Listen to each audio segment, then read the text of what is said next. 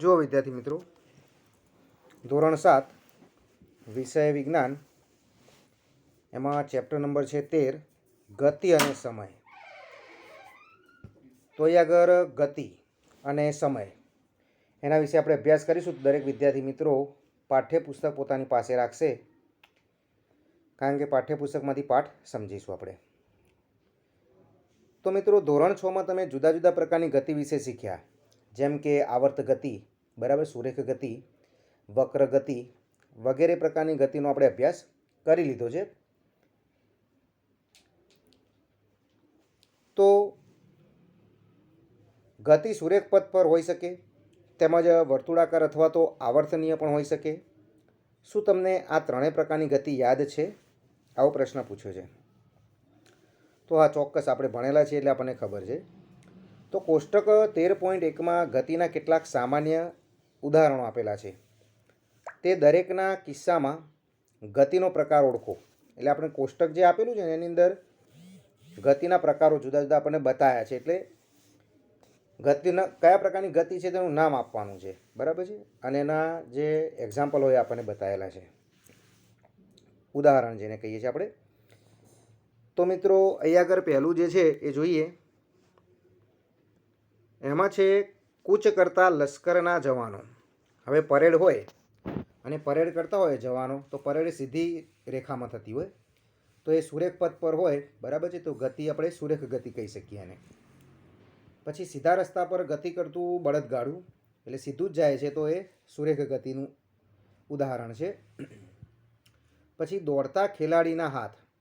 હવે ત્યારે તમે પોતે જ વિદ્યાર્થી મિત્રો જાણ્યું છે કે તમે પોતે જ્યારે દોડો છો તો તમારા હાથ કેવી રીતે થાય છે? તો પુનરાવર્તિત થાય છે, ગતિનું પુનરાવર્તન કરે છે, આંદોલિત ગતિ થતી હોય છે એમાં. પછી ગતિમાં રહેલી સાયકલના પેન્ડલ. તો પેન્ડલ તમે જે મારો છો સાયકલનું, તો એ પેન્ડલથી શું થાય છે? વર્તુળાકાર ગતિ જોવા મળે છે. પેન્ડલ ગોળ ગોળ ફરે છે. જેમ સાયકલનું ટાયર ગોળ ફરે છે એમ પેન્ડલ પણ ગોળ ફરે છે. પછી સૂર્યની આસપાસ પૃથ્વીની ગતિ. તો પૃથ્વી સૂર્યની આજુબાજુ પરિક્રમા કરે છે, એટલે કે વર્તુળાકાર માર્ગે ફરે છે એવું કહી શકીએ આપણે, તો વર્તુળાકાર ગતિ. પછી હિંચકાની ગતિ. તો હિંચકો પુનરાવર્તિત થાય છે, ગતિનું પુનરાવર્તન કરે છે. હિંચકો આગળ જશે, પછી પાછો આવશે, પછી ફરીથી આગળ જશે, પાછો આવશે, એટલે આવર્ત ગતિ કરે છે. પછી લોલકની ગતિ. તો લોલકની ગતિ એ હિંચકાના ગતિના જેવી જ છે. લોલક પણ આંદોલિત ગતિ કરે છે. તો આપણને અનુભવ છે કે કેટલાક પદાર્થોની ગતિ ધીમી અને કેટલાક પદાર્થોની ગતિ કેવી હોય છે? ઝડપી હોય છે. એટલે કોઈ પદાર્થ ધીમેથી ગતિ કરે છે અને કોઈ પદાર્થ ઝડપી ગતિ કરે છે. તો હવે અહીં આગળ જોઈએ કે ઝડપી ગતિ કે ધીમી ગતિ. તો આપણે જાણીએ છીએ કે કેટલાક વાહનો અન્ય વાહનો કરતાં વધુ ઝડપથી ગતિ કરતા હોય છે. વળી કોઈ એક વાહન પણ જુદા જુદા સમયે ઝડપી કે ધીમી ગતિ કરતું હોય છે. સુરેખ પથ પર ગતિ કરતા 10 વાહનોની યાદી બનાવો. તેમને ધીમા કે ઝડપી ગતિવાળા સમૂહમાં ગોઠવો. તો આપણે મિત્રો આપણને ખ્યાલ આવે, આપણે જો સુરેખ પથ પર ઊભા રહ્યા હોઈએ અને ત્યાંથી જો વાહનો પસાર થાય તો આપણને ખ્યાલ આવે કે કયા પ્રકારનું વાહન કેવું ગતિ કરી રહ્યું છે. આપણે કમ્પેર કરી શકીએ કે ભાઈ 4 વ્હીલર ગાડી છે તો એના કરતાં બાઇકવાળું જે સાધન છે, એટલે કે 2 પૈડાવાળું સાધન છે, તો થોડું ધીમે ગતિ કરે છે, બરાબર છે, એવું આપણે કહી શકીએ.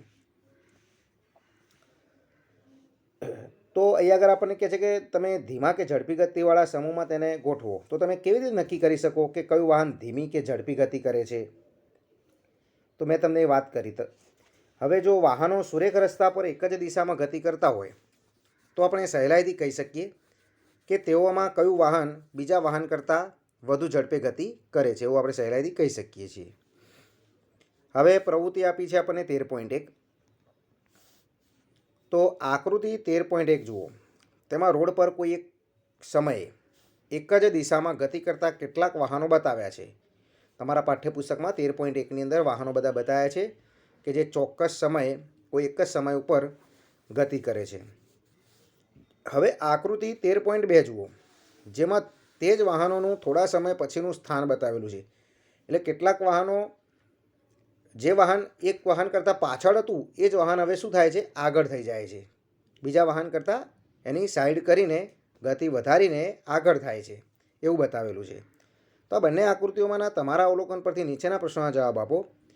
આ બધામાંથી કયું વાહન સૌથી વધારે ઝડપી ગતિ કરી રહ્યું છે? વળી આ બધામાંથી કયું વાહન સૌથી ધીમી ગતિ કરી રહ્યું છે?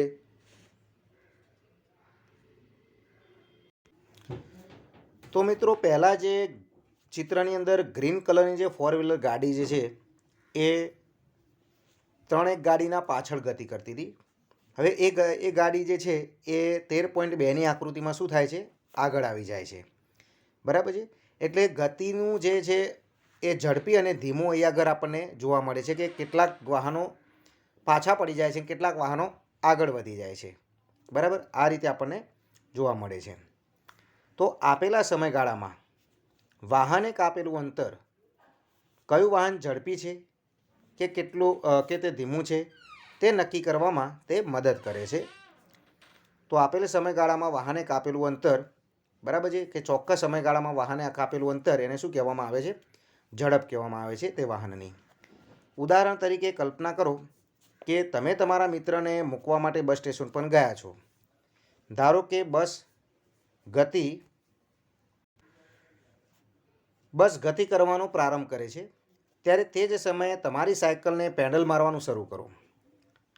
5 મિનિટ બાદ બસ વડે કપાયેલ અંતર કરતાં તમારા વડે કપાયેલું અંતર ઘણું ઓછું હોય છે.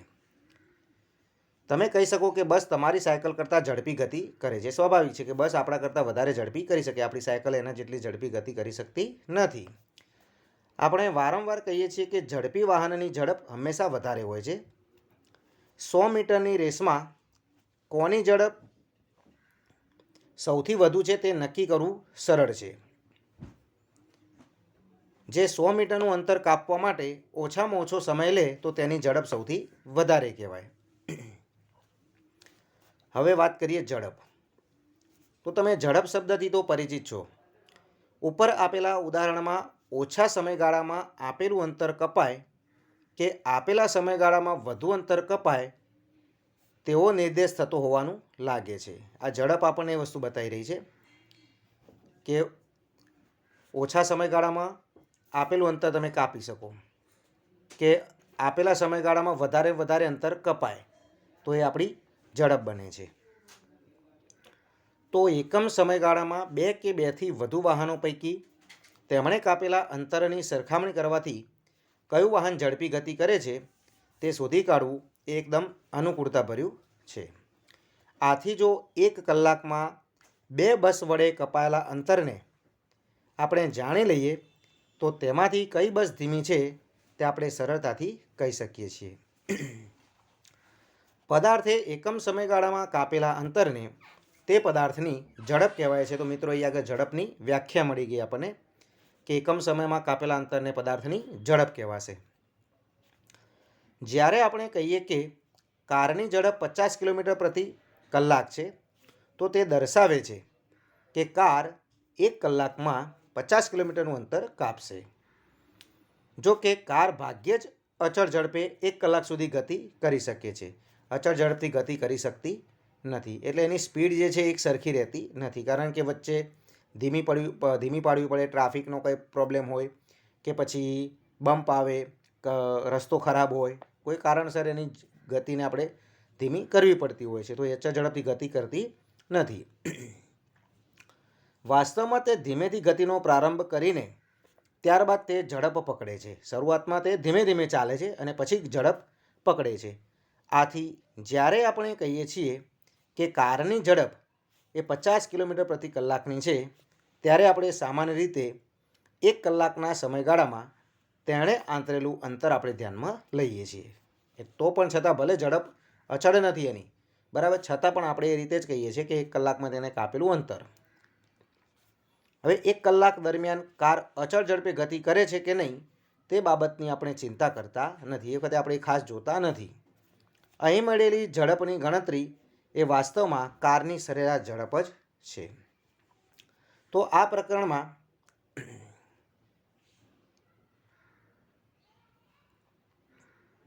મિત્રો, આપણે સરેરાશ ઝડપને જ ઝડપ નામની રાશિ તરીકે ઓળખીશું. આથી આપણા માટે કાપેલું કુલ અંતર અને તે માટે લાગતા સમયનો ગુણોત્તર એ જ આપણી ઝડપ કહેવાશે. તો એનાથી આપણને ઝડપનું સૂત્ર મળી ગયું કે કાપેલું કુલ અંતર ભાગ્યા તે માટે લાગતો સમય. બરાબર છે, એ શું છે? ઝડપ છે. હવે રોજબરોજના જીવનની અંદર લાંબા અંતર સુધી કે લાંબા સમયગાળા દરમિયાન અચળ ઝડપે ગતિ કરતો પદાર્થ ભાગ્યે જ જોવા મળે છે. રોજિંદા જીવનમાં તમે જુઓ તો અચળ ઝડપથી ગતિ કરતો પદાર્થ તમને ભાગ્યે જ જોવા મળશે. જો સુરેખપથ પર ગતિ કરતા પદાર્થની ઝડપ બદલાતી રહે તો તેવી ગતિને અનિયમિત ગતિ કહેવામાં આવે છે. ઝડપ બદલાતી રહે, ઘણી વખત સાધન આપણું જે વાહન છે ધીમું પડે, ઘણી વખત ફાસ્ટ થાય, તો એ અનિયમિત ગતિ કહેવાશે. બીજી બાજુ સુરેખપથ પર અચળ ઝડપે થતી પદાર્થની ગતિને નિયમિત ઝડપ કહેવામાં આવે છે. આ કિસ્સામાં નિયમિત ઝડપવાળી ગતિના કિસ્સામાં સરેરાશ ઝડપ એ સાચી ઝડપ જેટલી જ હોય છે. તો આપેલ પદાર્થે ચોક્કસ અંતર કાપવા માટે લીધેલા સમય માપીને ઝડપ નક્કી કરી શકાય છે. ધોરણ 6માં અંતર કેવી રીતે માપવું તે તમે શીખી ગયા છો, પરંતુ આપણે સમય કેવી રીતે માપીશું તે આપણે શોધવાનું છે. તો આપણે ચાલો સમયનું માપન કરીએ. તો મિત્રો જોઈએ સમયનું માપન.